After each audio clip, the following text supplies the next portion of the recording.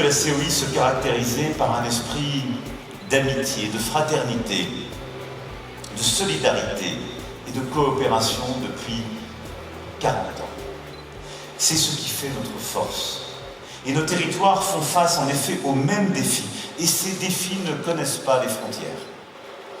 Parce que nous devons partager cette ambition commune au service de l'intérêt de tous, nous ne pouvons pas laisser un territoire et ceux qui y vivent à l'écart d'un certain nombre de nos programmes.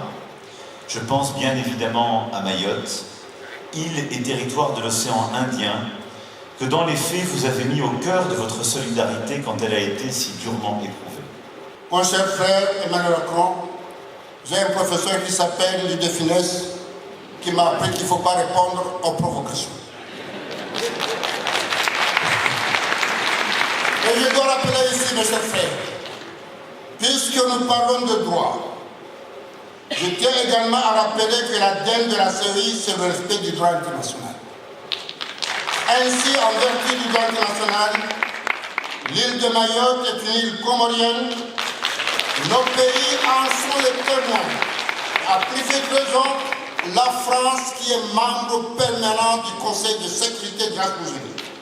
Et c'est pourquoi, avec le président français, y compris mon frère Macron, nous nous sommes attelés à un dialogue franc, sincère et responsable pour aboutir à une solution moralement acceptable et juridiquement valable pour la résolution de ce différend territorial qui nous oppose.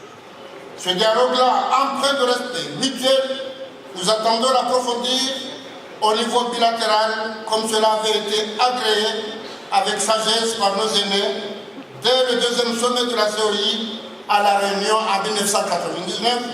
Sans doute, nous vous tiendrons informés de son évolution. Nous avons un différend avec l'Union des Comores, qui ne reconnaît pas le caractère français de Mayotte, qui est le fruit, vous le savez, d'un choix exprimé par référendum, par le peuple mahorais, qui a choisi lui-même d'être français, de devenir département français. Moi, je n'ai pas fait le choix de la provocation. Nous connaissons nos différends. Et donc ce sommet n'a pas été l'expression d'une découverte ou d'un changement de position. Mais au fond, j'ai dit au président Azali, dans une relation qui est respectueuse que nous avons depuis le début, vous parlez de coopération et de fraternité, allons jusqu'au bout. Quand il y a eu Chido, vous avez été dans la coopération avec Mayotte, vous avez livré de l'alimentation. C'est ce que nous voulons. Et au fond, il est juste, normal, que Mayotte fasse partie des territoires qui sont inclus dans la coopération et les programmes de la COI.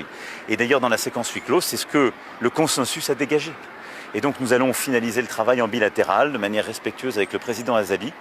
Mais mon objectif, il est simple, c'est qu'on puisse avoir Mayotte éligible au programme de la COI et en particulier les programmes de sécurité alimentaire, nos grands programmes que nous portons, là où la France représente 40% du financement.